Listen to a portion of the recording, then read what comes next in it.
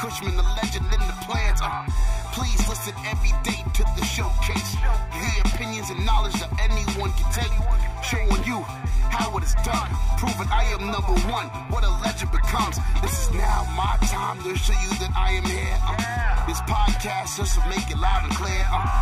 By the fans, for the fans. Not many whose head can understand everything pro wrestling. It can never be you. Listen to the podcast here for the people. The best show that's here, so listen in. Let the knowledge begin. The opinion and the lesson. Yes. Folks, welcome to Everything Pro Wrestling. Everything Pro Wrestling is a show by the fans and for the fans. And I'm your host, Conrad Cushman, joined today by my brethren from Run the Ropes. BJ, what is going on? I love the handle too that you put there. Oh, thanks.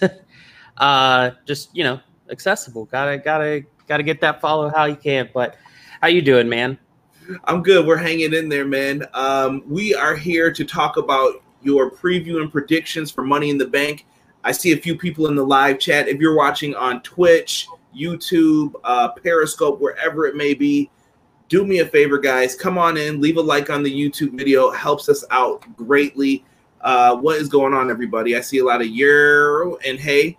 We're going to do the intro, and then we're going to try to get into some of these preview and predictions. And I'm sure BJ is going to have lots and lots of layers for you guys to talk about with this. So enjoy, sit back, and hang on for the ride. Everything pro wrestling, they can never be you. Listen to the podcast here for the people. The best show that's here, so listen in. Let the knowledge begin. The opinion and the lesson. Yes, everyday pro wrestling, they can never be you. All right, everybody. All right. We've talked about this enough. We've got the background up. You know what we're talking about first. We got to talk some Impact Wrestling, Slammiversary, and I kind of want to get into a lot of overall thoughts for that. And I got to thank everybody who's in here. Big shout out to Malik Murray. Malik Murray kept me on my toes. It was supposed to start at 12. 100% my fault. Getting a garage door installed. So if you hear some noise in the background on my end, that's what it is. So thank you, Malik. Jeff Samuel also in the chat. Thank you, good sir. Appreciate you guys. Ace, you're holding down the chat. One of the best mods in the business. Thank you, sir. The Will Jacks effect. What's going on, WJE? I appreciate you, brother. Chris Matthews in the house. What is going on? Hopefully you guys are in here and enjoying the stuff. Malik also in the house. Narcolepsy Boy 94 from TikTok fame. Make sure you show him some love as well. I'm in here with BJ. We're talking Money in the Bank predictions of Slammiversary. We're going to start off with the Slammiversary half. Connor, I see you as well. Thank you. Hello, hello.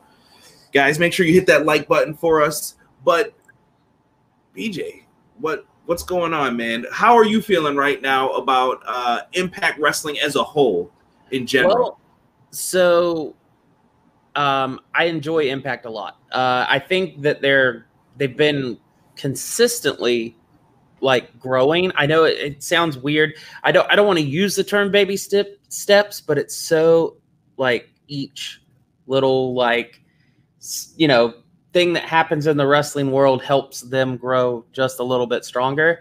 And yeah, that's how I feel about them right now, is that they're just still like growing, getting better.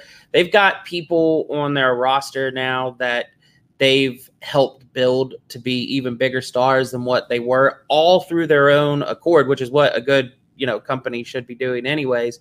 But like, it was probably 5 years ago we looked at Impact and thought, ooh, I don't know. Like we've had a lot of ups and downs, but like for the last like 2 years, maybe even 3 at this point, they've just been getting more and more and more.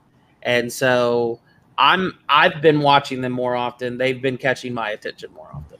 I will say this to be fair as well. When you look at Impact Wrestling, there's kind of this, you said it perfectly. Like I can remember the moment when I stopped wanting to watch Impact. It was the build up to a Bound for Glory that was happening in Japan for me.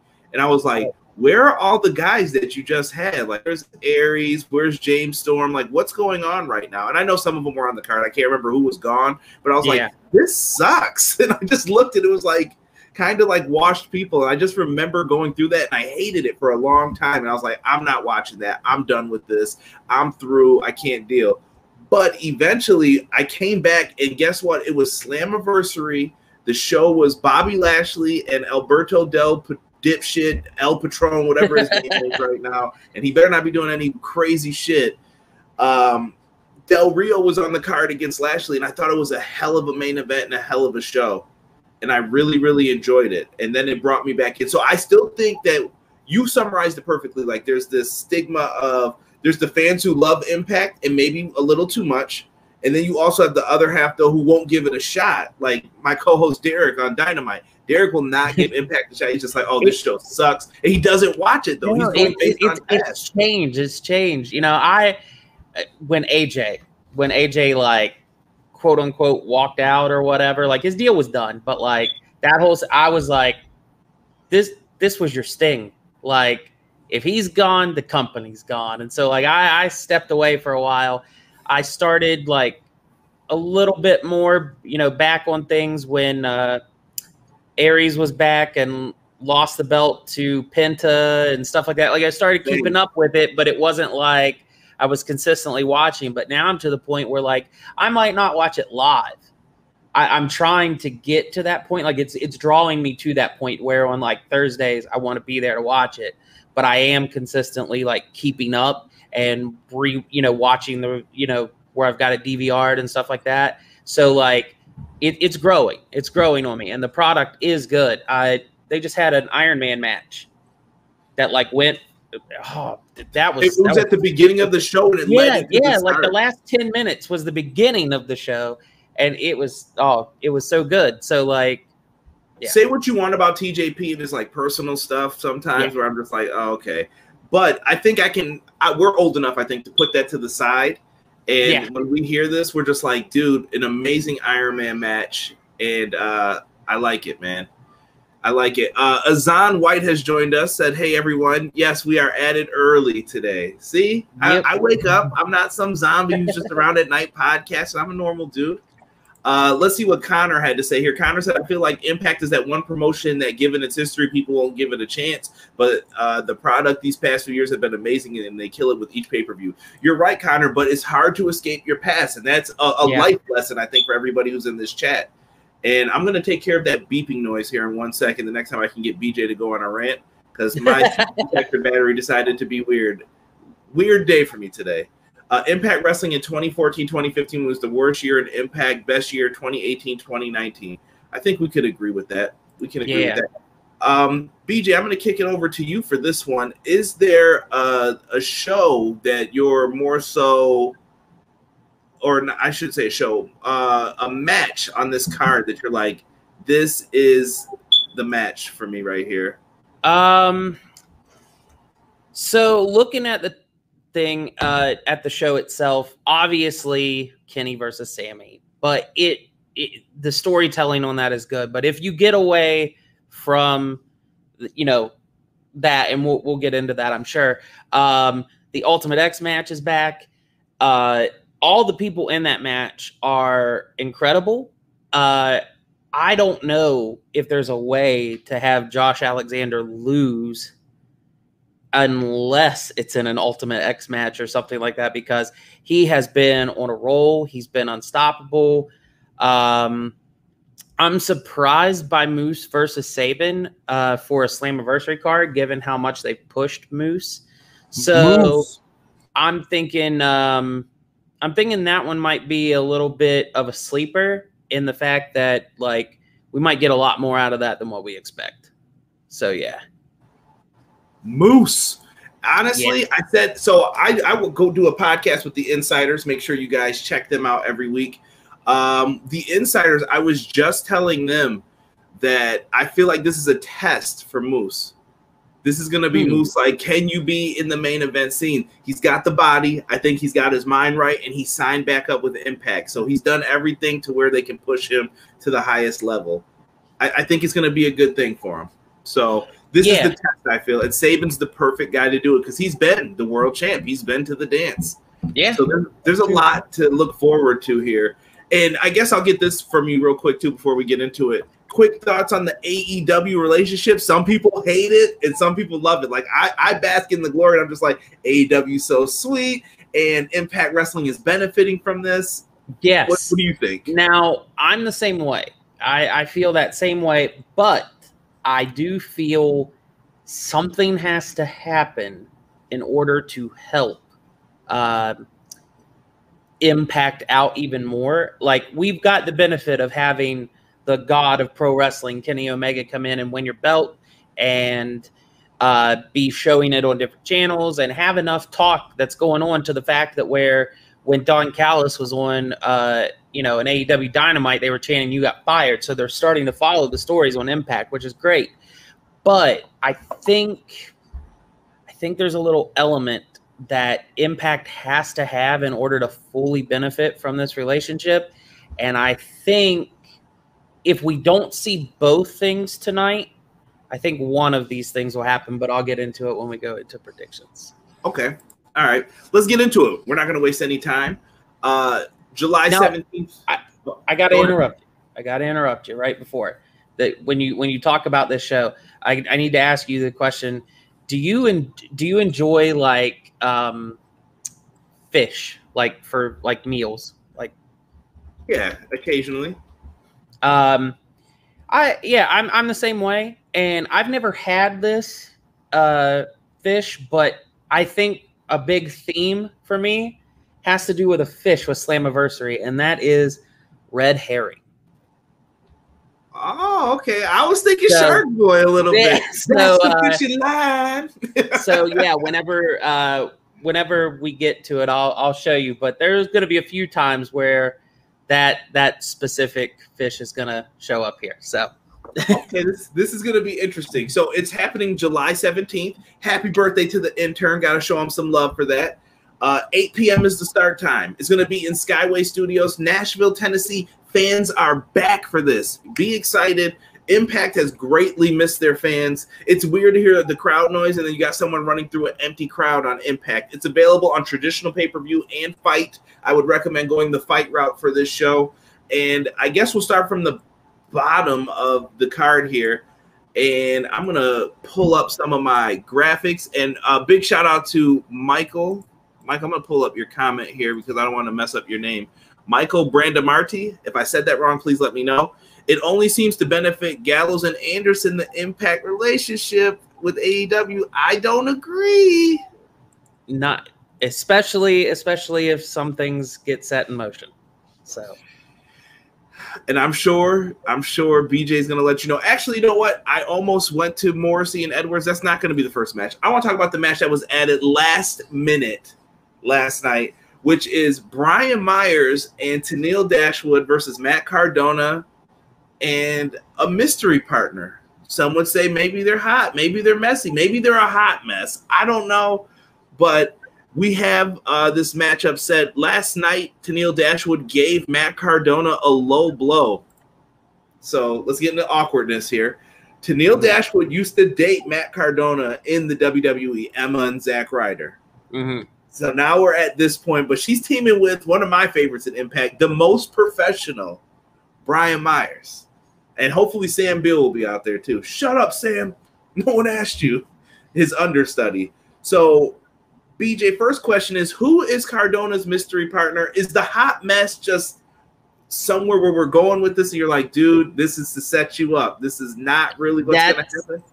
That's exactly it. That's the first red herring. So Chelsea Green showed up at Ring of Honor. And I don't know if she signed to a deal, but she definitely said in 30 days she's going to be wrestling for them. Once her cast is off and she's able to go, and she wants the Ring of Honor Women's title. Now, could that mean that they would work with both Impact and stuff? Very well, but I don't think they've done too much of that yet. EC3 kind of did, but he was finishing up one place as he was heading to the other. So I don't know. I don't know if that's going to be the case. Now, everyone thinks, especially when you brought up that was his, that Tennille was his ex, that oh, it's going to be Chelsea Green because that's his girlfriend, fiance, and Brian Myers, and they're all going to. I don't think that's going to happen. I think it's leading you up to believe that. I think we're going to get the Impact debut of Ruby Soho. I do think Ruby Soho is showing up, but it's just like, where do you do it? Where is the right place, right time? I think they do it right at the beginning for a shock, and then it makes you speculate even more when it comes to the Knockouts Championship later in the night. Interesting, because my whole predictions and mindset for that has been different. Azan, I saw that Azan put both ex-lovers of Matt on one side. You leave Brian Myers alone, damn it. All right? I'm not going to let you talk bad about my guy here. Yeah, this is going to be very interesting. Very, very interesting. I guess let's get into the next match here. Let's talk about W. Morrissey, the former Big Cass, taking on Eddie Edwards. Eddie Edwards is actually coming back from an injury. He had some type of surgery done. I'm not going to speculate on what. And then we have W. Morrissey. He's been unstoppable. He has been a force to reckon with in Impact Wrestling.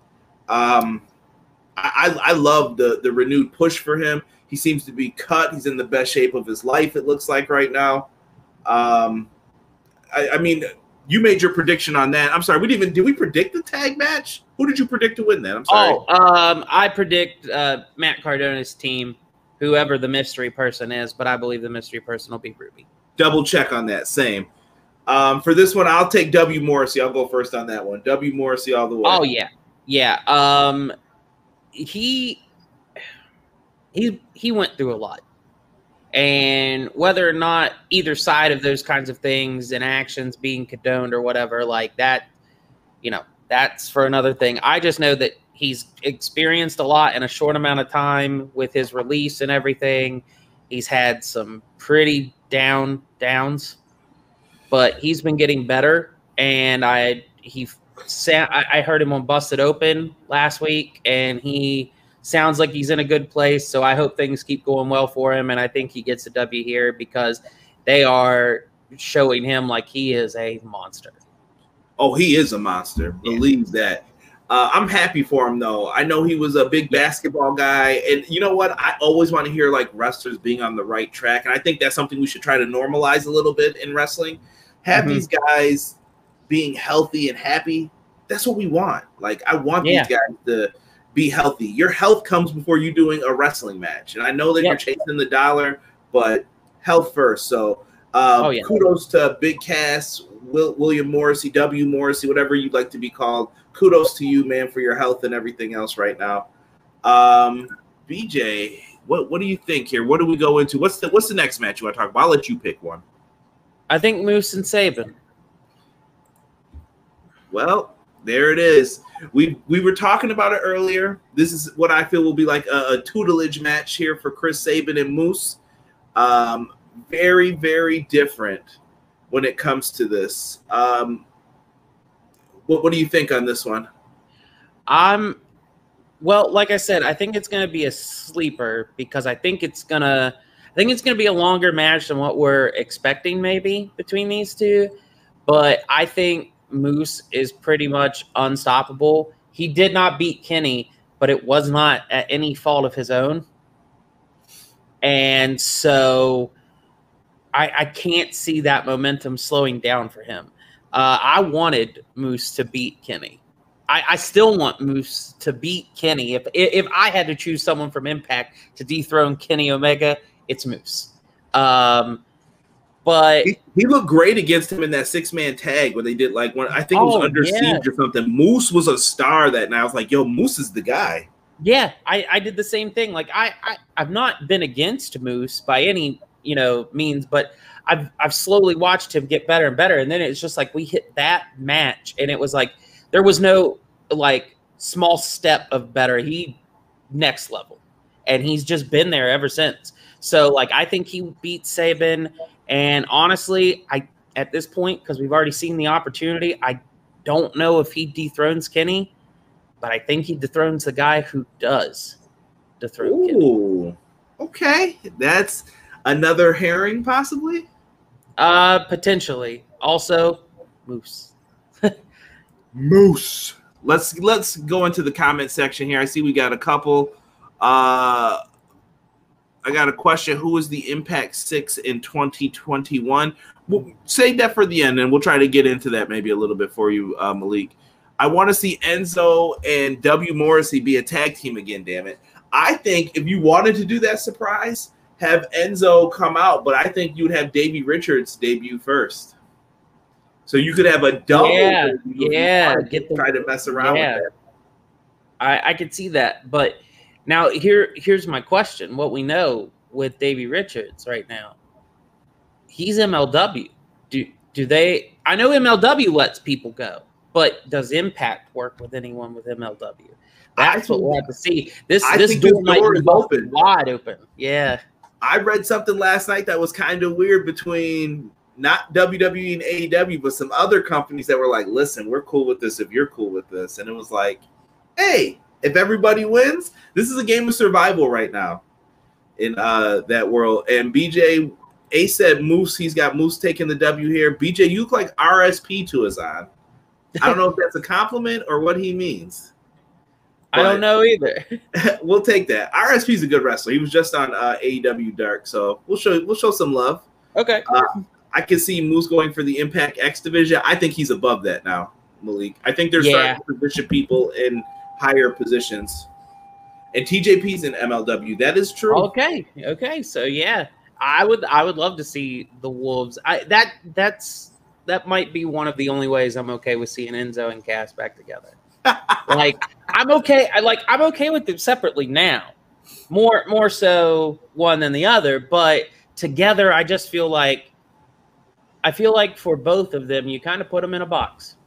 I mean, it works. Don't get me wrong, it definitely works, but at this point, do they need to be back in that box right now, or can we hit that in like 5 years when they need the nostalgia back, if they haven't grown in the way that they need to?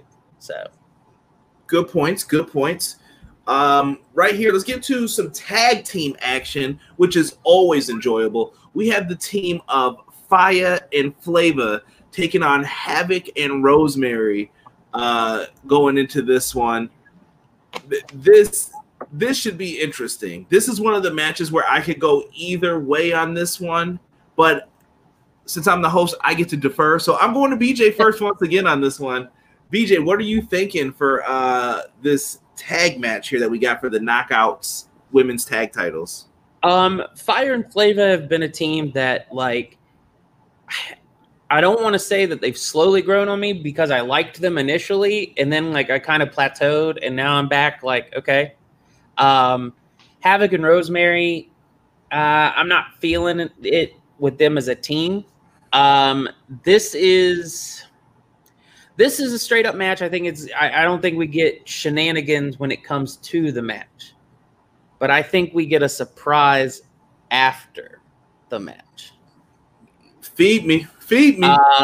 I think Fire and Flava retain, and we get the. I think they're calling themselves the Inspiration debut. Jessica McKay and Cassie Lee, yes, making their iconic inspirational debuts to stare down Fire and Flava, and again, shock number 2. And it's, well, who is Deonna Purrazzo going to face? As I think you do that with each one of these matches. So, I like it. You're a big teaser.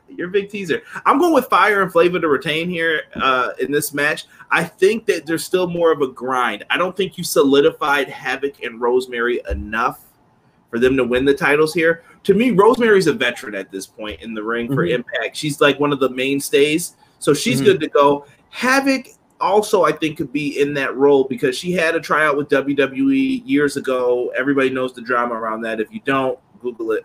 I don't want to bring up all negative stuff on the show for people, but I do think that time has done her well, and she's been in Impact for a long time, and she's with Sami now. A lot of stuff just fits into place. They don't need to go anywhere at this point. Fire Right. and Flava just won the belts back. They're two-time champs already. Let's see what they do here. Quite interesting. And I wonder if the Jordan Grace, Rachel Ellering stuff plays out a bit too. They were teasing breaking up, but now they're best buds again. I don't know. You've also got Kimberly and Susan. I love that pairing. I love it. Love it. Really good stuff. Let's see here. A said FITE and Flava to retain the championship for him. Ed Fries on the Twitch. What's going on, Ed? Thank you so much for joining us. And if you guys also want to subscribe, you guys can do that by going to EPW Show on Twitch. Type us in. We do wrestling video game streams and other things.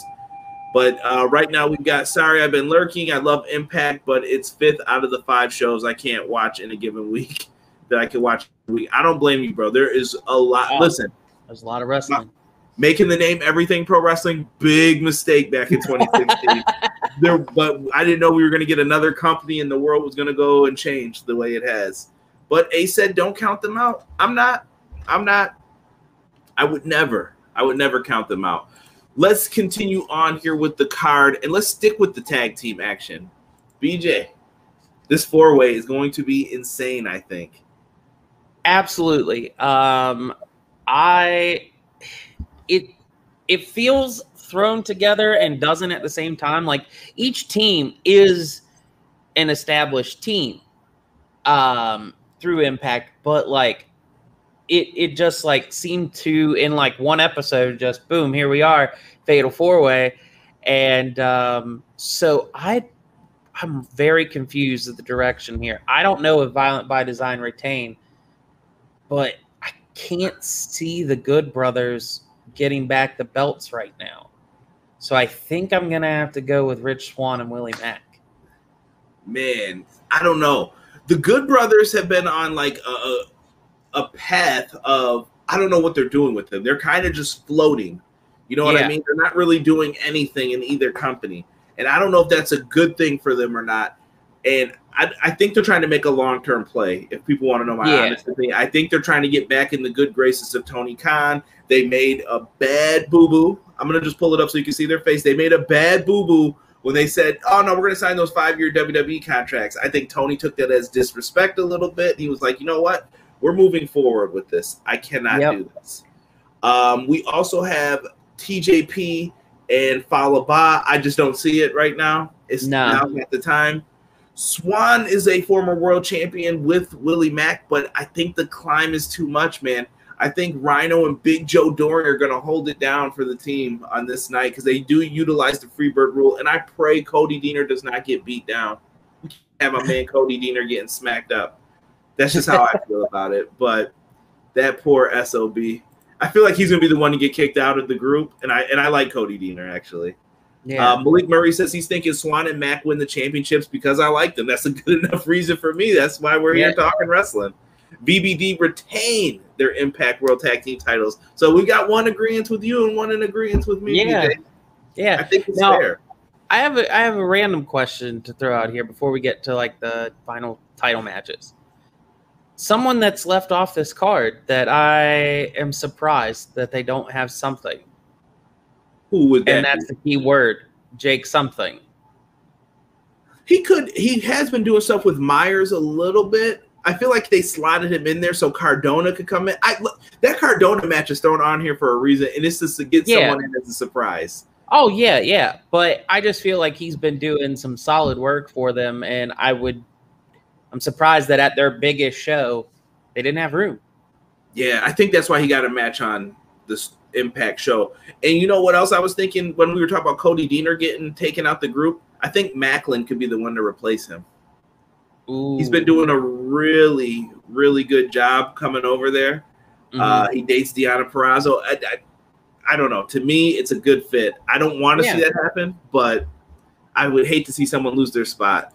I can see Eric Young win the X Division Championship and VBD winning all the titles in Impact. Who knows? I think Eric Young's still hurt. By the way, bro, beast that he walks out there every week with like a torn ACL, I believe is what the injury is. Crazy. Yeah. Speaking of crazy, BJ. Oh, yeah. X Division Ultimate X match. If you guys have never seen an Ultimate X match, you are in for a treat. If you've ever played the old Impact games, it was the best match on that video game. That was like the only match I ever wanted to play. I'm like, dude, Ultimate X right now. Let's do this. Very interesting.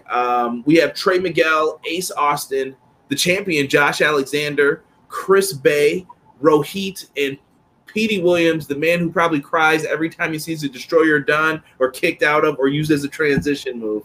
I feel for him. What are you thinking on this one, BJ?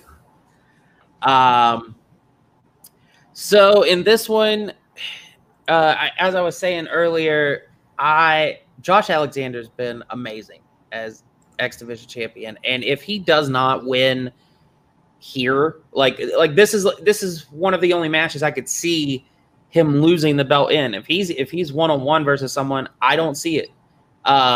So I think maybe we have the Ultimate X match so that we do get someone shockingly winning.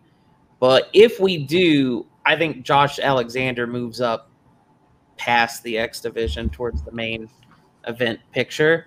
I don't know 100% if it's time for that, but with his work in the ring, there's no denying it. So if he retains, I don't know when he's going to lose that belt.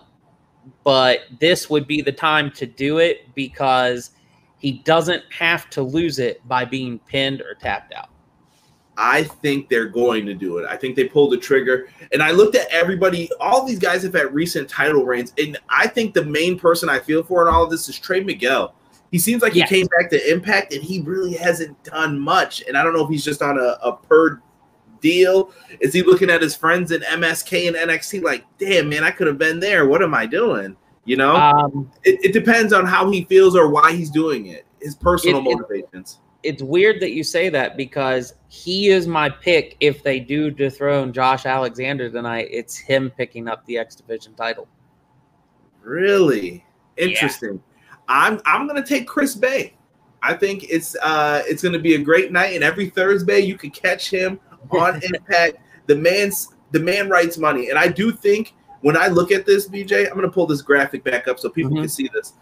I see someone who was a legend in the division, Petey Williams.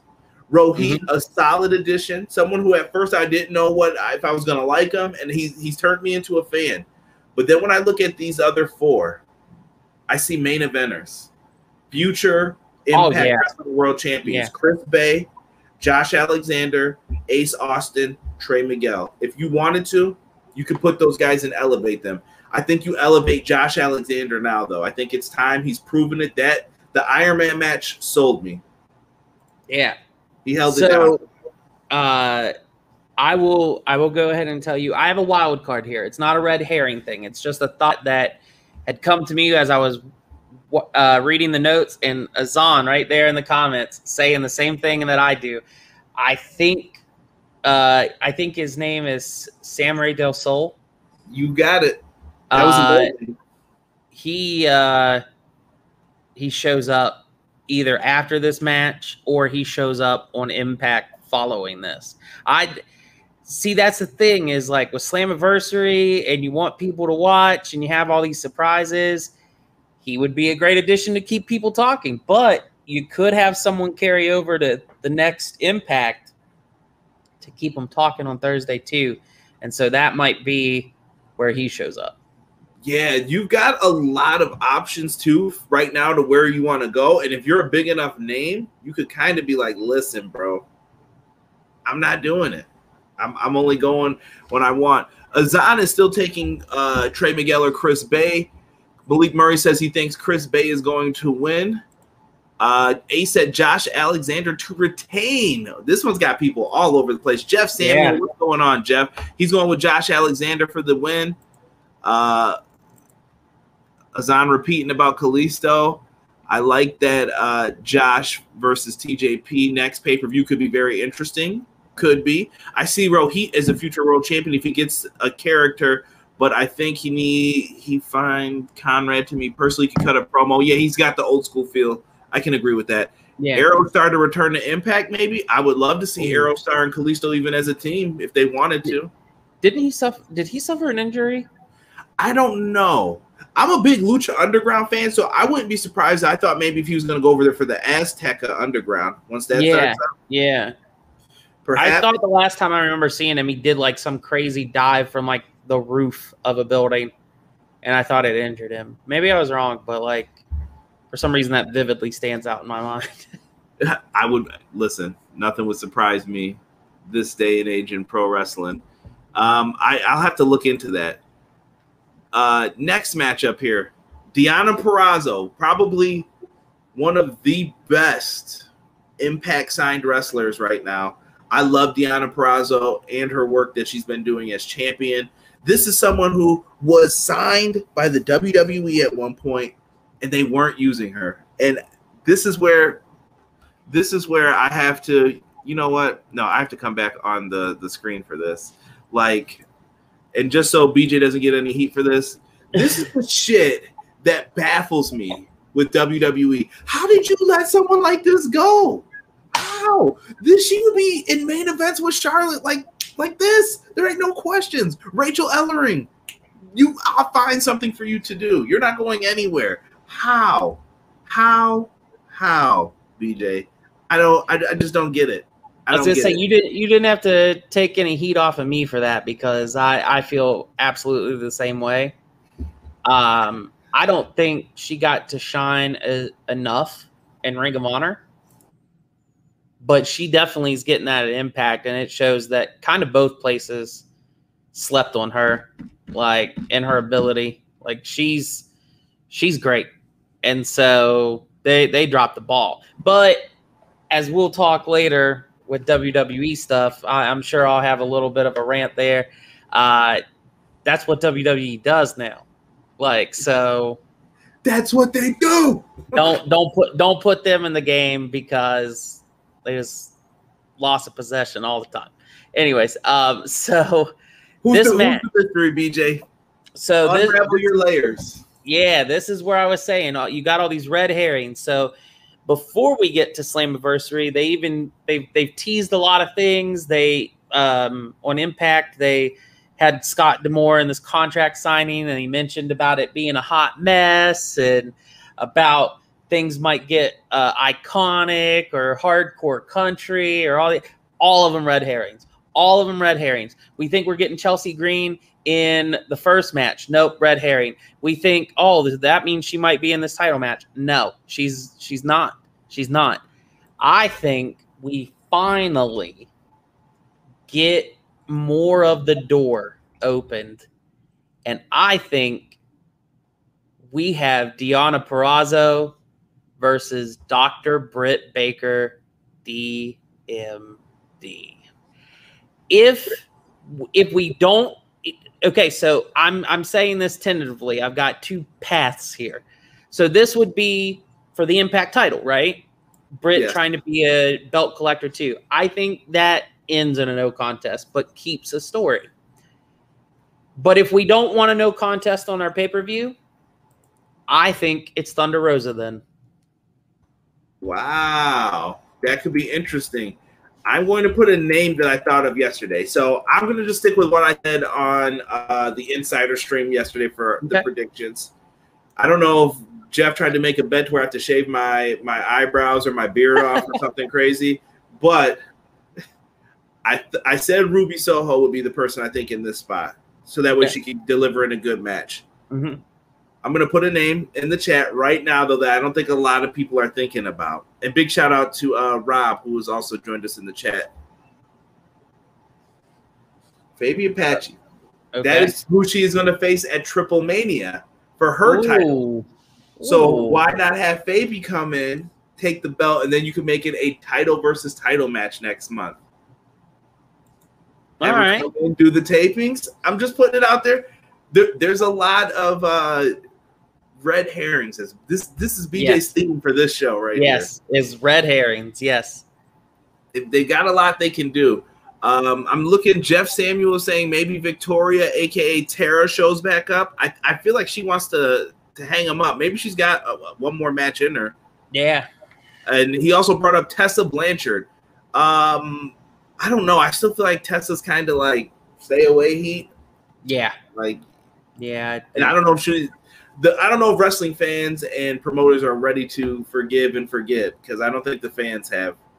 Remember, she's got the AAA match. Yes. Azan says that is a great idea. See, a bunch of people weren't thinking about that. But BJ's really on to something. I did not think of they're going to do all this stuff to throw you off. Do you think Chelsea Green not wrestling in the Ring of Honor women's tournament is going to have any bearings on this? No. I think she showed up and it made you think other people, and then Impact did all they could to help you think that she still could. But it's just to keep her, like, the spotlight on it. But I think it's all for distraction. And Jeff Samuel coming with another name. What if it's Serena D? Yeah. That would work. Listen, I'm not mad. But we got to move on. We got to keep it going here. We got to talk the main event. It is now a no disqualification match. Oh, shit. What's going to happen? Kenny Omega, the belt collector, is defending one of his 4 championships, apparently, against Sami Callihan. Is the TNA championship a thing? Is that a thing?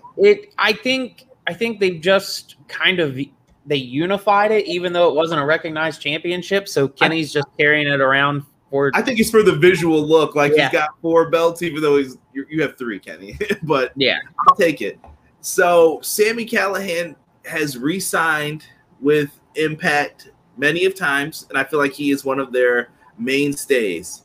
Kenny Omega he's got everything in his corner. He's got Don Callis. Could the Buck show up? Generation Me, some would say. Or Anderson and Gallows. Is Cutler going to be there?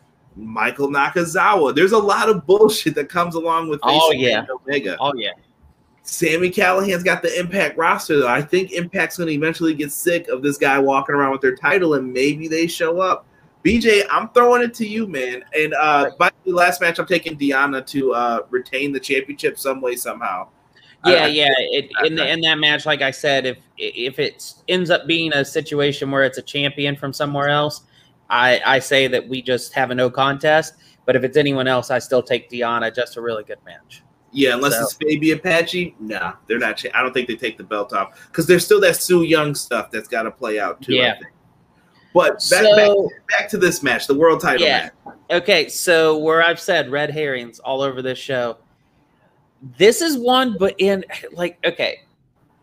this match has me so thrown off, and this is why I'm going with the red herring thing. So you get Sami Callihan versus Kenny, and you're like, okay, gonna be a good match, but Kenny's belt collector, it's his story, he's gonna keep going. I honestly thought it was gonna be Moose. And when it wasn't Moose, I'm like, well, I don't think it's going to be Sami. And then they're like, and it's no DQ. And I'm like, oh, okay. So it just twisted the whole idea. Listen, and so I'm like, last week, I'm telling you, I swear Kenny was losing. I'm like, he's hurt.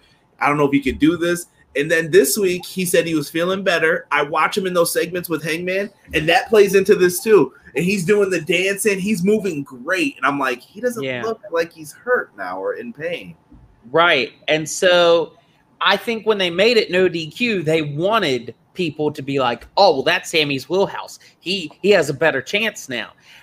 But I think that they've been building you up to say, yeah, Sami has a good chance. It's no DQ, but probably Kenny's going to win. I'm going to say no. You're saying no to Kenny retaining.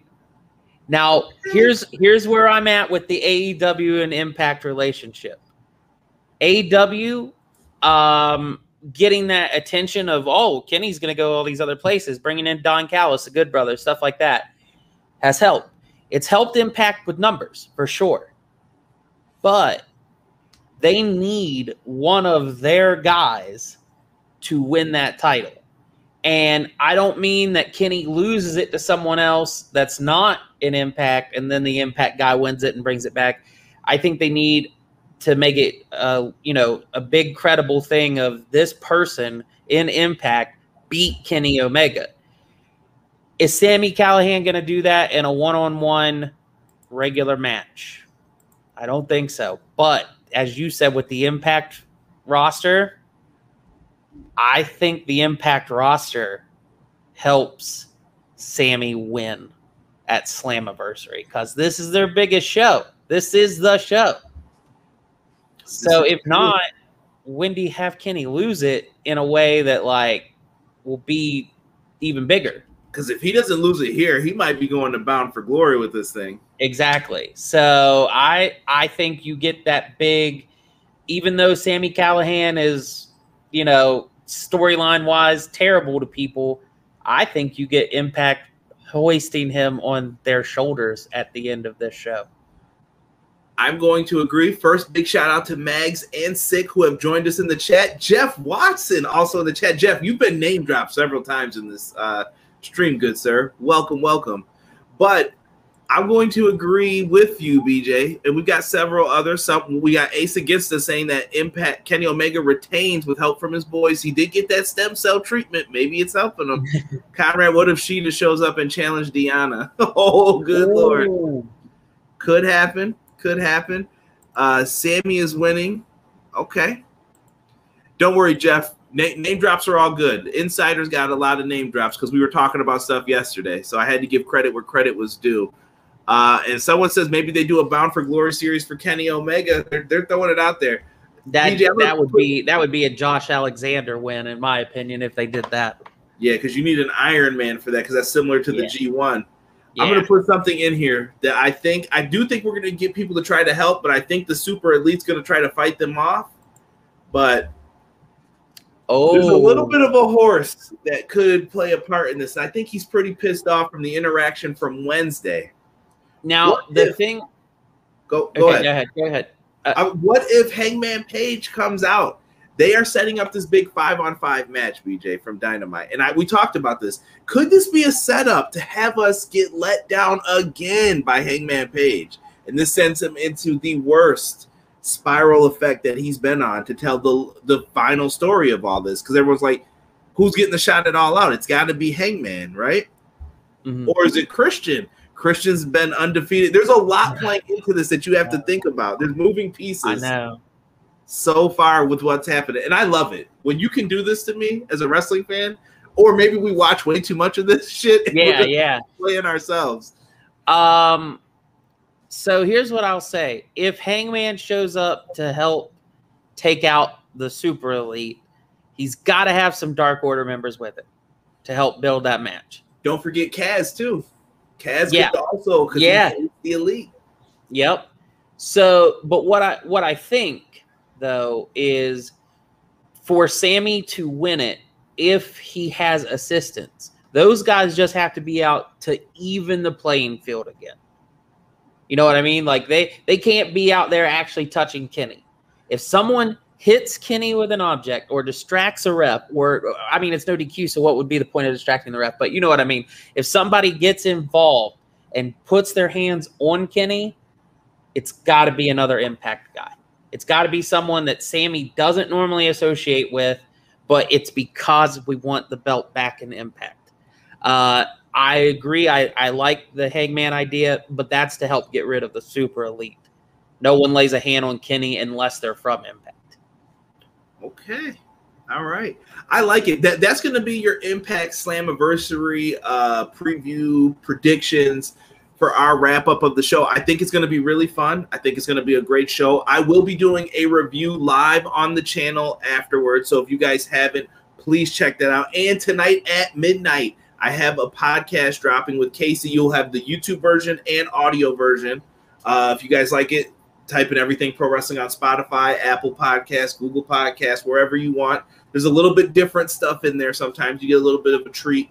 But with this one, we're reviewing Money in the Bank 2011. Back when I worked with Casey and life was like completely different for me as a young man. And I think it saved my wrestling addiction that I still have to this day. So make sure you guys check that out. And speaking of Money in the Bank, money. We're going to flip on over here to Money in the Bank. And real quick, give a shout out to our sponsors here, Manscaped. If you guys want to use the promo code EPW Show, you guys can get your trim on. You want to make sure you're looking right for the ladies this summer. Same thing, ladies. Make sure you're looking right for the fellas. You guys want to get that trimmer. It doesn't discriminate no matter what gender you are. Get yourselves the Lawnmower 3.0, and they even have the 4.0 now. And you guys can get yourselves smelling good and feeling right with Manscaped. Use our promo code to save some money. And if you love professional wrestling, Powerslam.tv, you guys can put in our promo code EPW Show and get 1 free month of independent wrestling. Oh boy. So make sure you guys type that one in. We have done a lot. We have talked a lot. Let's get into these Money in the Bank preview and predictions. Let's start, BJ, with the tag team titles. We'll have fans back in attendance. We've got AJ Styles and Omos versus the Viking Raiders. Just looking at this match graphic throws me off. But I'm going AJ and Omos. I think they're going to be champs in front of this live crowd and moving forward. I'm probably going to sound a little bit like cynical and stuff when it comes to WWE, but for me this year they have just, oh man, they've dropped so many balls and so many situations have been ruined. So like I'm still keeping up, but like it's probably my lowest viewership of WWE at this point. But the Viking Raiders, man, when they were War Machine, incredible. Those were your guys? Yeah, but on the main roster, I don't see it. I don't see it happening. It feels very weird. I feel like AJ and Omos are in a good spot right now. Mm-hmm. And I think they're leading to a big SummerSlam match with a tag team on Raw. They're established, but they're doing other things on this night, we'll say. They're a little bit of Jekyll and Hyde. And I think that's where their storyline is going to play out at SummerSlam. I feel like this is beneath AJ, too. Is that wrong for me to say? I'm like, dude, you have AJ freaking Styles. And I don't know if maybe he requested this. And it could be. Maybe I'm just being a jerk. But, hey, you have AJ Styles, bro. I think he said somewhere in the last couple of weeks where he's basically done he's made it to the top. He's been established. He showed that he could do what he wanted to do and be on top. And so now why not help bring up other people? I don't know if Omos is the guy to do that with, but I get a standpoint. He also said that this contract was the last contract he was going to sign. So maybe he's just going through the motions at this point. Yeah. I'm taking AJ and Omos for the win. You agree? You said right? Oh, yeah. All right, let's get that one done. This card is not huge either. Let's talk about this feud. Oh. Yo, I can't. I can't with some of this. I know. That's why I said it's gonna sound bad, and I'm not being a quote unquote WWE hater because I want all shows to do well. But man, I hope that with the news of the rating stuff this past week and with crowds coming back and some of these surprises that they're hoping works, I hope it really changes the direction of things because this is getting rough. In this match, Rhea versus Charlotte,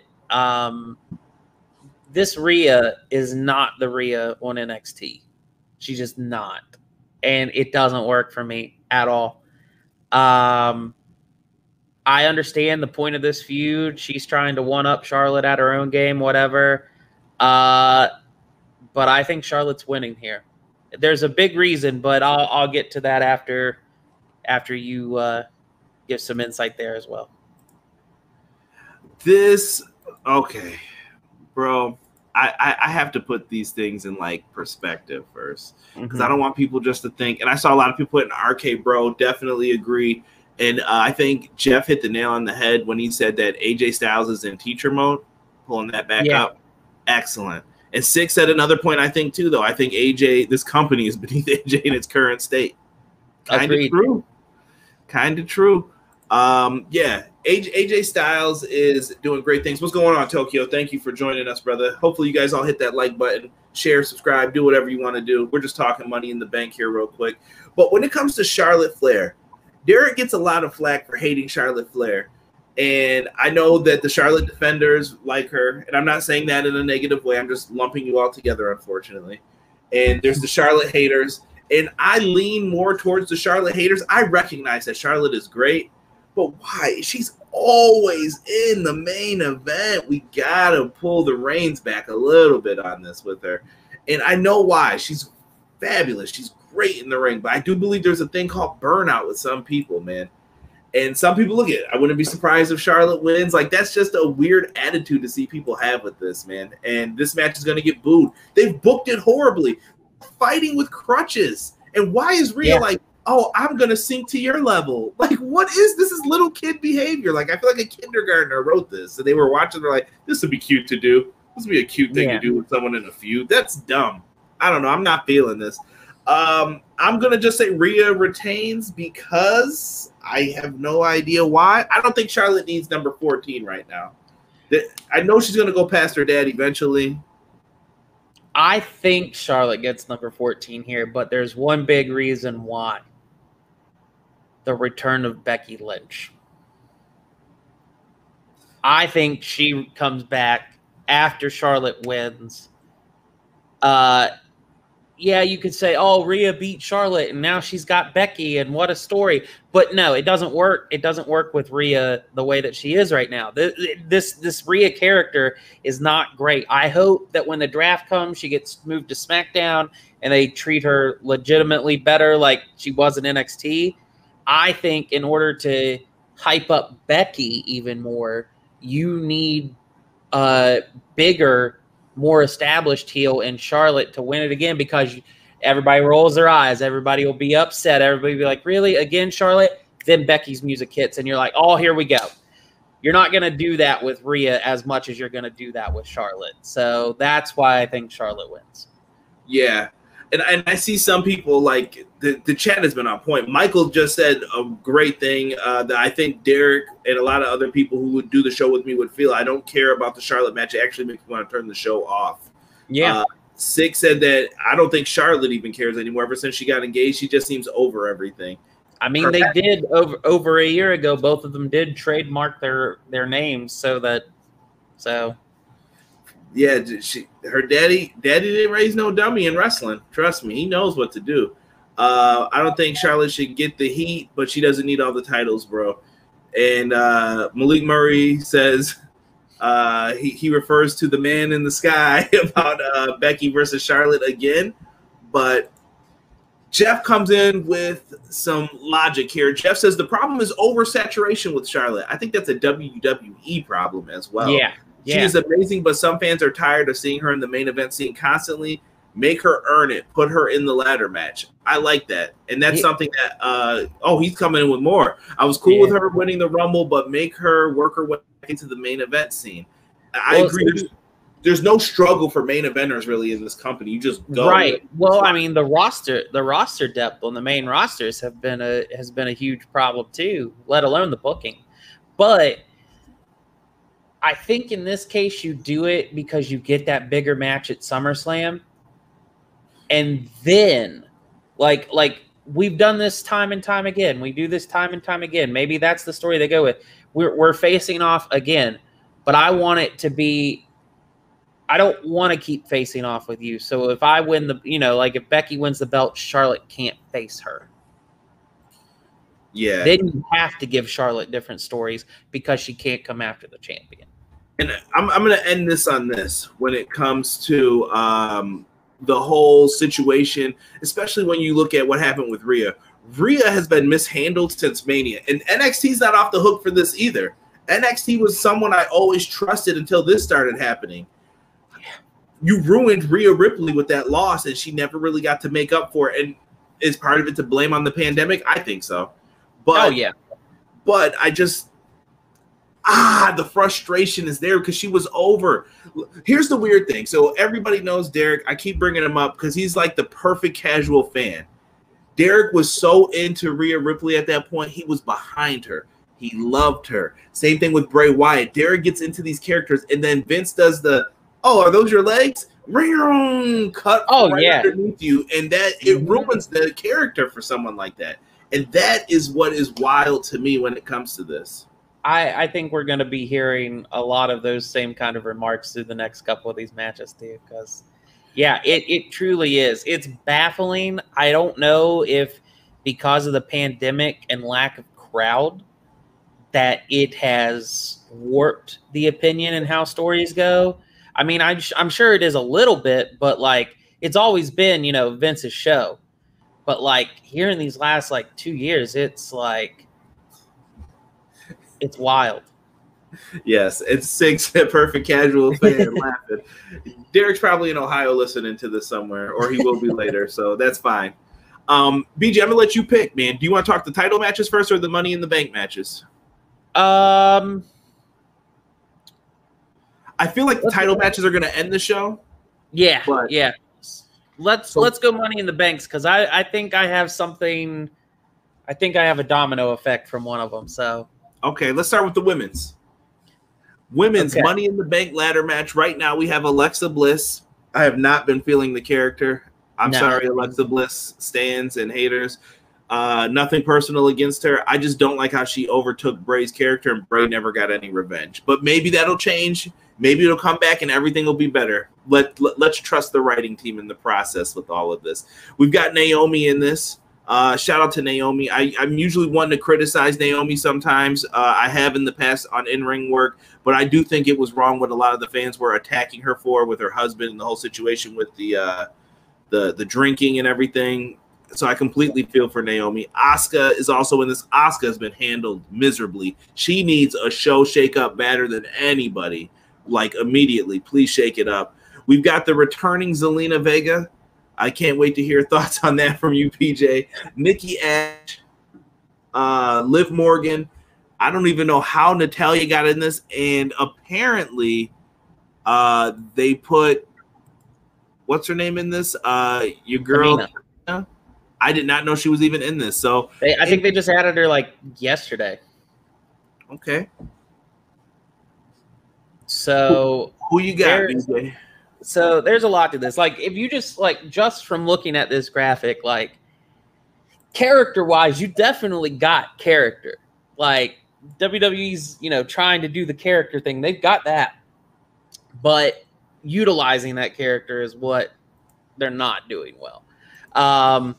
So in this match, I see that there's a few people. Well, I think two people aren't going to be in this match that are advertised for this match. Tag champs? Because of the storylines that we're seeing on SmackDown. And when you talk about, like, people coming up from NXT and things not going well for them, I don't want to say it's written in the stars, but when you start changing people's names, rarely does it end up changing them for the better. And so I think somehow on SmackDown tonight, we get some kind of match again with Shotzi, not Shotzi Blackheart, and Nox, not Tegan Nox. And they take Natalya and Tamina's place. You bring up a good point. WWE does like to do that shake-up bullshit, kind of like Survivor Series. The Survivor Series team is never the Survivor Series team until it is that night. Yeah. Because they always do something different. And I think they will do that tonight with the fans too. Like, haha, you thought these two were in? We're changing things up, pal. Yeah. And it's going to be, crowds are here, so we're going to give them something exciting, and we're going to give them two new people. Now, I tell you on one good thing and one bad thing with that, it scares me. Everything that happens with Tegan Nox scares me because I like Tegan, but I worry about her legs. So putting her in a ladder match worries me a lot. I really I think we got a good thing because of a spot will happen with her. I was going to say with Tegan, I really think that Triple H feels for her because of the injury, because Triple H has had 2 and now she's had 3. Yeah. I think if she gets hit with one more, it's either you better find something else to do in the company or it's going to be cut time, unfortunately. Yep. I think so too. It's almost as if WWE wants to force feed the marketable stars instead of pushing new stars and developing deeper stories. They definitely need to do that, Jeff.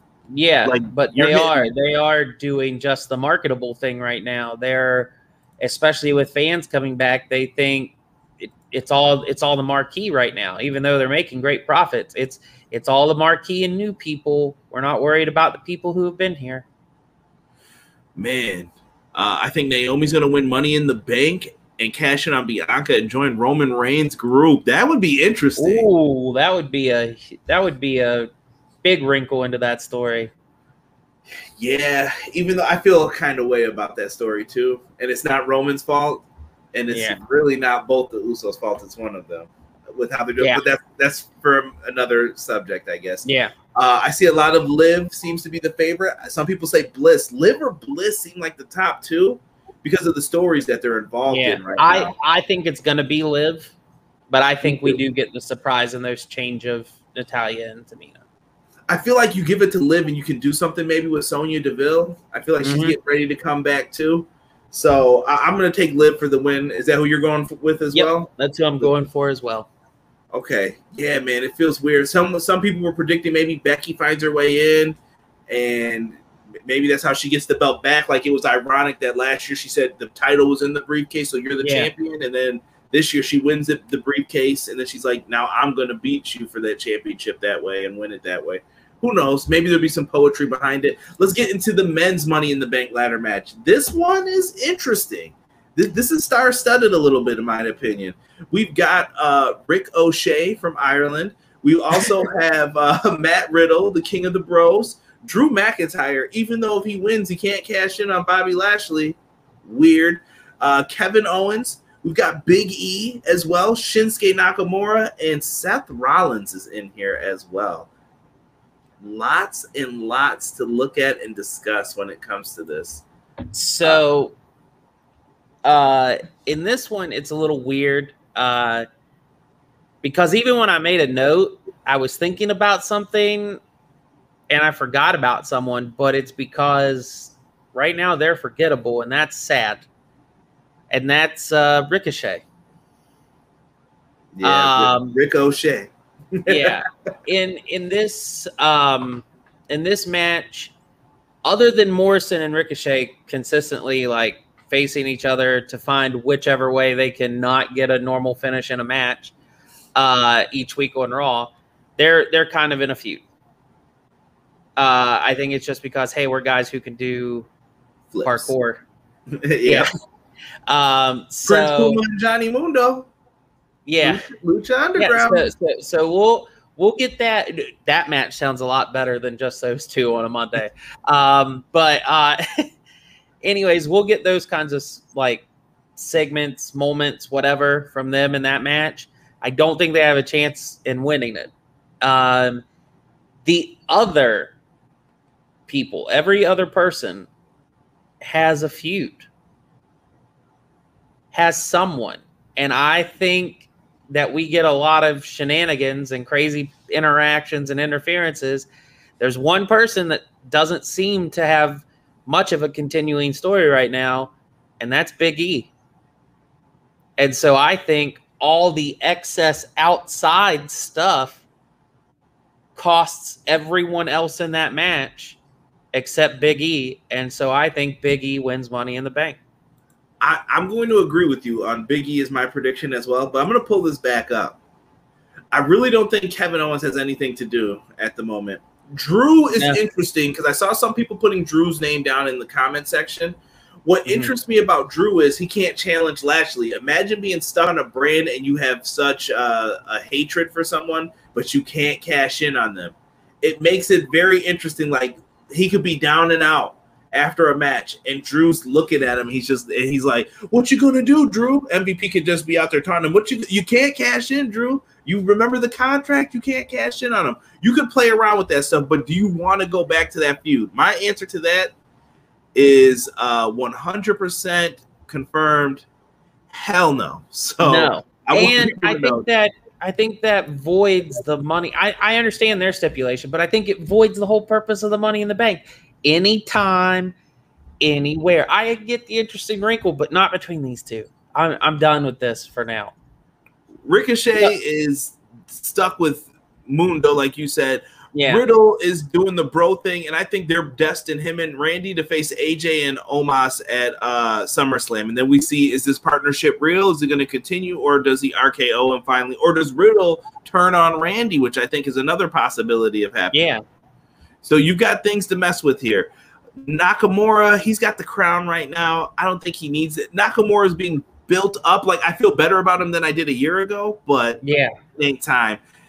But there's two people who I haven't mentioned yet, and those are the two who I think could win this. Big E is my pick, but Seth Rollins, you could do something interesting with him. What do you mean?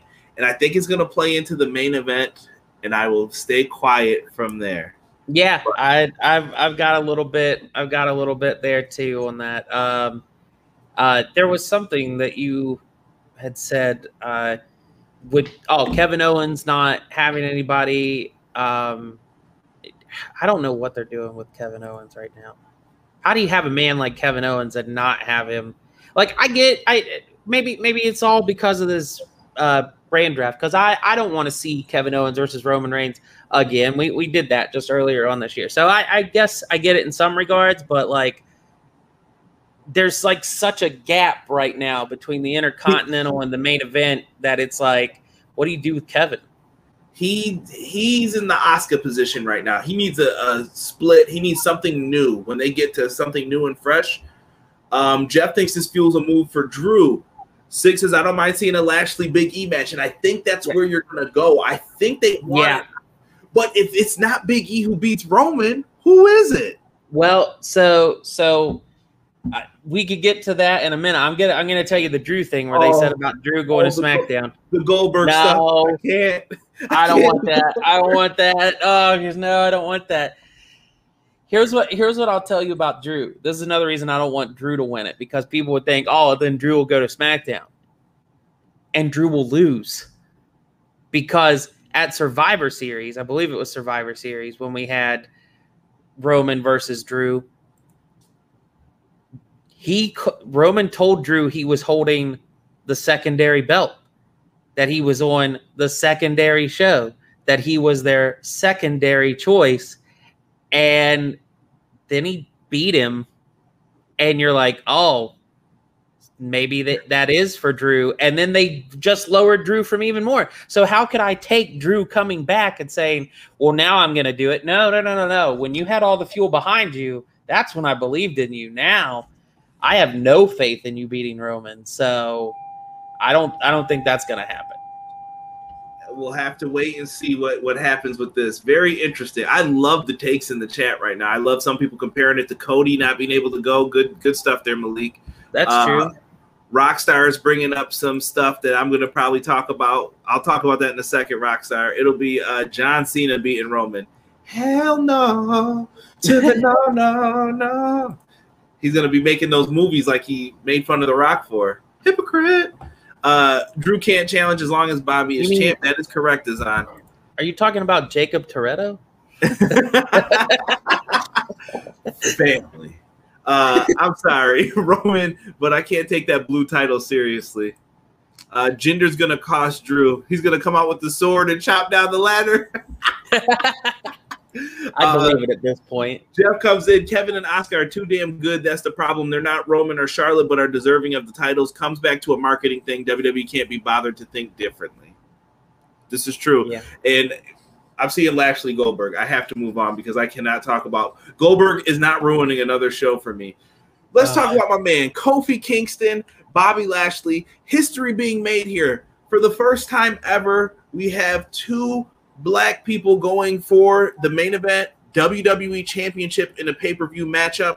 I cannot think of another time this has happened on pay-per-view. If I am wrong, someone please correct me, because I don't think Booker T and Rock ever got to be in one of the main event matches for the WWE Championship.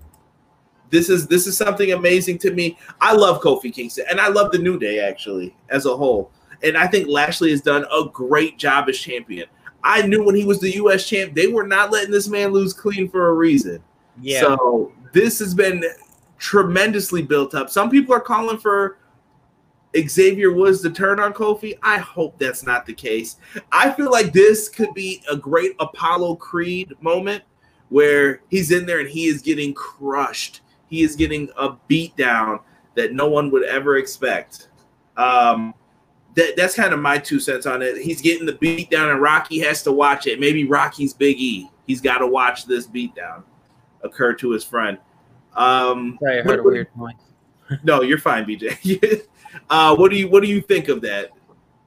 So, yeah, I don't ever want to see the New Day split up. Ever. I don't ever want to see a heel turn. I love their podcast. Like, I am all about the New Day. So when they even like split them up in the draft, I was like, don't you do it. Don't you do it. And like the sadness on their face and everything. So no, I don't think that happens. I do think the Apollo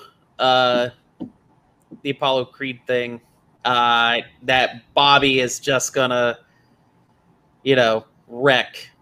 I just saw that throws in the towel comment. I think he's just gonna wreck Kofi and takes Kofi down. But this plays into my thing from earlier. No one said that you had to stay on your brand. With the briefcase, right? Yeah. I think Big E comes to the save of Kofi Kingston after post-match. Bobby wins and retains. Big E comes down with that money in the bank. And I don't know if he cashes in then, but I think Big E, if he wins it, he cashes in on Bobby Lashley either at Money in the Bank post-match or that Monday on Raw, because he's a face, so he does it respectable. He sets up that match or whatever. But I think Big E does it. I think all the quote-unquote spoilers has been all the rumors and innuendo of someone coming back, and now it's not Brock Lesnar, and now we're hearing it's Goldberg. I don't think we're getting Lashley and Goldberg. No one wants that. They want Lashley and Brock. I think we get Big E's dream match. If you've ever seen the clip off the New Day podcast where he said his dream opponent is Goldberg, 2 big men bumping meat, as he put it. So yeah, I guess that's your thing. 2 big men slamming meat at SummerSlam, Big E and Goldberg. That's what I think is going to happen for the WWE title. Interesting. And Jeff said, and I love the New Day, but this is WWE after all. I hope not. I think that Kofi Kingston should bring his old theme back. Yes, that Kali Buds SOS. That was my jam. If he chases in on or cashes in, I think that's supposed to be on Lashley. That could cause a problem between Big E and Kofi. I don't think so. I think the New Day is so united. Like I said, Kofi's going to get the beatdown of his life, I think, in this. Like, Lashley's going to cheat, put him in that hurt lock, and then right when he thinks it's going down, Woods may try to get in, and then he's going to be like, I beat Woods down too. They're both down. And Lashley's standing there with his feet on one of their chests, or they're stacked up. And all of a sudden you hear Big E's music hit. And I think when I would do it, you hit the New Day theme for Big E. Don't hit the solo theme. Hit the New Day theme for him, and he comes out, and I think you could do some really good stuff. Conrad, you got dialed up or something? No. Big E needs the theme back. I need 5. Yeah, I love that theme as well. Really good stuff here. I like the thinking. This is going to be interesting, man. Going to be interesting. It's time to talk about the last match, though, BJ. We're coming to a close. We've got the match that was supposed to be the WrestleMania main event. We've got Roman Reigns with Paul Heyman in his corner against Edge. This one's got a lot of layers, BJ. I'm going to let you go through this one first, man. So, yeah, it's got a lot of layers, and it's got a lot of interesting takes just on my feelings alone, because Edge is my guy. And I mean that in the sense of, like, when you list like favorite wrestlers and your tops of all time, he's always been up there, if not number 1. And I always, if I put someone in there above him, they're always temporary. When I think what I'm honestly thinking all time anymore, especially in the last 5 years, it's Edge. He's done everything. He's had the most interesting stories to me. He has been my favorite. I have desperately wanted them to bring the execution submissioner back because that was sick. And he talked about on his podcast a few years ago. I love Edge. I lost my voice when he returned at the Rumble.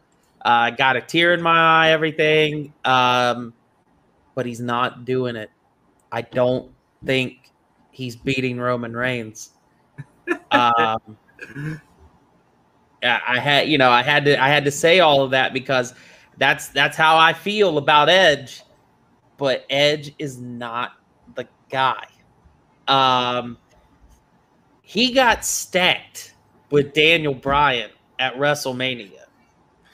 Damn. In my opinion, it's Roman Reigns. It's Roman Reigns all day. It's Roman Reigns forever. Rename the title to the Roman Reigns Championship. He's the head of the table. Let The Rock come in to face him like everyone's planning. Have him beat The Rock. I don't want any surprise cash-ins on Roman. I don't want any shock roll-ups on Roman.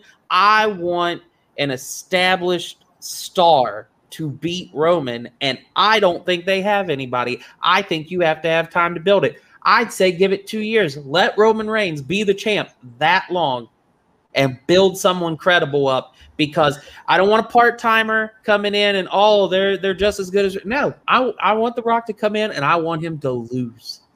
They only did this to make Punk fans mad. I swear. No. I can hear it. No. Roman's crushing it. Sick has the best comment right now that I've seen so far. Roman wins. No point in even entertaining this. # protect Roman. That's why I said Roman all day, Roman forever.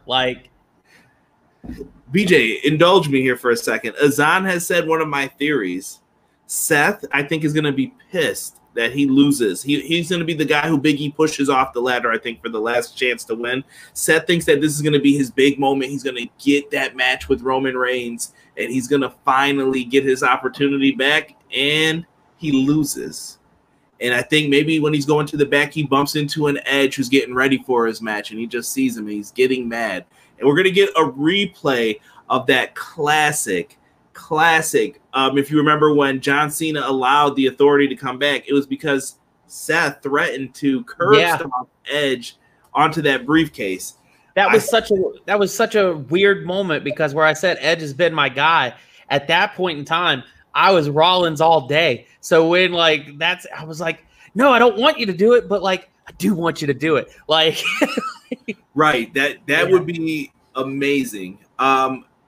Jeff's asking the question, could Brock show up at the end? I do think Rollins is going to either take out Edge, or he's going to cost Edge, or he's going to attack him afterwards.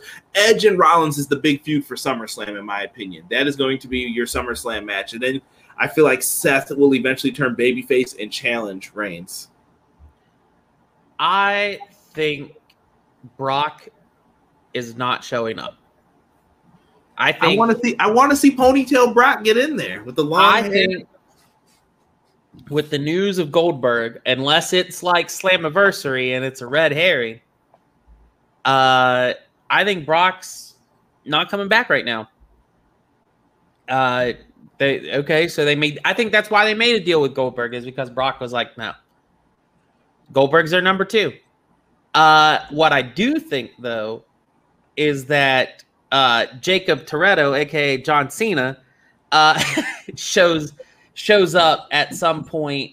I don't know if we get it at Money in the Bank because it's just this week, but I think Roman and Cena happen at SummerSlam. That is interesting. That is very interesting. And as I said at the beginning of my prediction for this match, Roman Reigns all day, every day, Roman forever, including John Cena. That includes everybody that is not someone new. Noob, yes, I love that moment with Rollins and Edge. I thought that was a great way to get the Authority brought back, because it felt real. Like, yo, if you do this to this guy, you may actually hurt him. What are you doing, Rollins? And that was a believable way to get it brought back. To the man to the sky and Goldberg Yeah. again. Yes.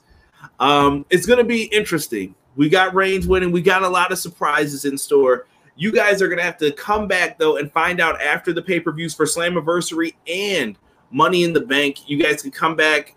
We'll talk about all of these things, run down everything that we've got going on. BJ, thank you for coming on and doing this amazing show. It was fun. It was fun talking pro wrestling with you, man. I always enjoy it. I feel like we may have to get you on more often than what we have to talk some wrestling. Man, I'm always up for it. It's been a big while since I've done some shows, and I've been itching to get back to stuff in general. So, like, you just let me know, and we'll make it happen because I enjoyed it too. I always enjoy being on here with you.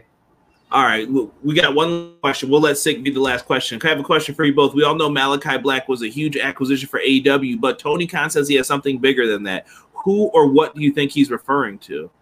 I have not heard this yet. I always look for those interviews so I can hear them because Tony Khan, listen, you do not want to turn into Dixie Carter where you hype stuff and then it's like, who's it going to be? It's Rampage Jackson or Tito Ortiz. And we're like, dude, what? That was what you were hyping up?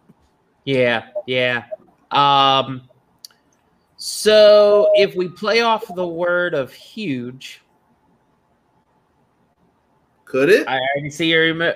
Yeah, I was gonna say if we play off the word of huge, it's Braun Strowman, but that's more of a huge in size, not necessarily huge in. Oh man!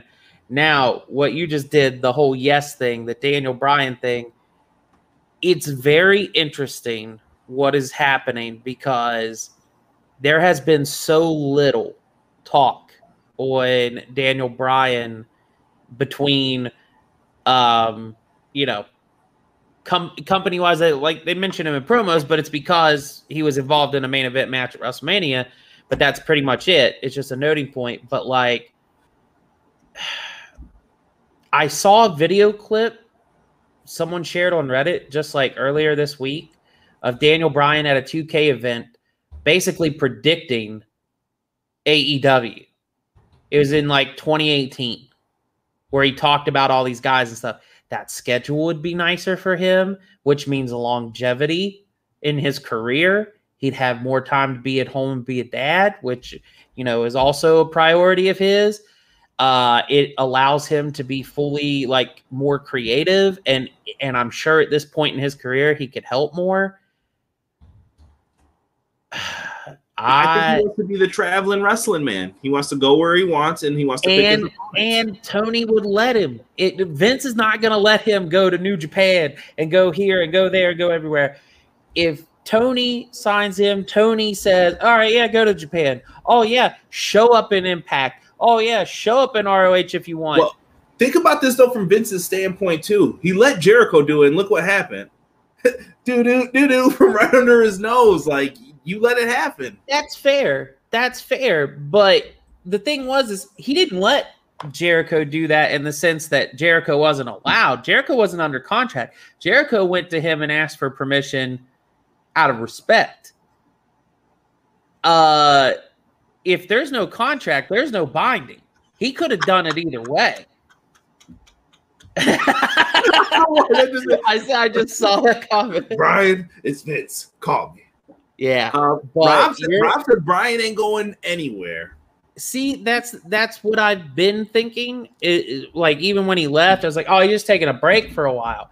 But the longer he's been gone and the less you hear, the more speculation there begins to, and chatter comes up, the more you start to believe that maybe he is. Because you could argue for WWE's sake that they're saving Daniel Bryan as a big surprise return.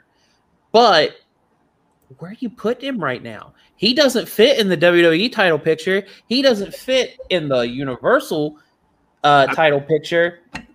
And you're not putting him in the mid card. I think maybe you could put him in like an ambassador role and have him go out, and maybe you say, look, you got to bring talent back too. Then you got to bring us some new people that will actually do something. Maybe you do something like that. But I think another thing that I heard, and I can't remember, it was another wrestler commenting. What's going on, Chad? Thank you for joining us here at the end. We're just wrapping up things right now. We're going to probably be done here in the next couple minutes. But CM Punk's another interesting name that I think is out there. Someone had mentioned CM Punk is almost out of ammo, they kind of said. The more he waits, the less and less like hype there is. And he's trying to make it a surprise, but eventually it expires. It's like bad meat kind of. The expiration date is gone. It's old news. We don't care now. Has Punk been waiting for the right moment so that people forget? You never know. I'm putting it out. I'm over it. Like, I'm not going to say that stuff and get hyped for it anymore. When I hear the music and I see him out there, then that's when you'll see me lose my shit. I lost my shit. And if we get Bryan Danielson, my bad, we're getting Final Countdown. Tony's throwing that money. But with CM Punk, especially after seeing the activity on Twitter with him, I really want to see something happen between CM Punk and Danhausen. Like, even if it's just something small. I don't know if you saw the Twitter thing with Frank the Clown. No, I haven't seen this. Yeah, Frank the Clown was asking Punk to come back because it had been like a certain like year mark of something or whatever, and Danhausen chimed in something for him, and they're like, "Oh, well, you could come and do this and make this money, or you could just make $100 and be with like Danhausen or whatever." And Punk sends back a shirt, or sends back a picture of him wearing a Danhausen shirt, and it's like. Yeah, and so it's like, yes, I want Punk and Danhausen interaction somewhere. Yeah, they could do it. As Danhausen calls him, the Pepsi Man. Let's make it happen, man. Let's make wrestling fun. I hope these guys can get into it. Like, as a fan, I'm enjoying this. And I hope wrestlers don't take anything that we say on this show with, like, disrespect. And please, anything you target, it's at Derek. I will give you his email address. Just hit me up in the DMs. I got you. See, you're adding your own layers there. Yeah, absolutely. Blame Derek is the #1 motto in this podcast. That's true leadership in the everything pro wrestling world. But BJ, thank you so much for doing this, guys. Tonight, Money in the Bank 2011 review. I want to hear your thoughts. Come on in, check out me and Casey talking about it. Lots of little interesting points of even today getting brought up into it, and I think you guys will enjoy that review tonight. And also, I will be back tomorrow, Slammiversary review, Sunday with the Money in the Bank review. You guys were fabulous. The chat was great. BJ, tell people where they can find you and sign us off, brother. So you can find me at my tag right over here. Sorry, I'm mirrored. On social media, Run the Ropes, on Facebook primarily right now. I'm kind of working on a little bit of things. I'm kind of in like 4 different places, so I'm kind of like working on a central hub where I can start directing people to. But right now, just look for that tag or Run the Ropes, and that's where you'll find us.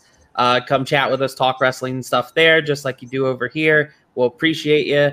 And thank you for having me on. Anytime you want, I'm always on here. And if you want me to sign you off, I'll sign you off the way that you guys always do. Thank you guys for joining. Everyday pro wrestling, they can never be you. Listen to the podcast for the people, the best show that's here, so listen in.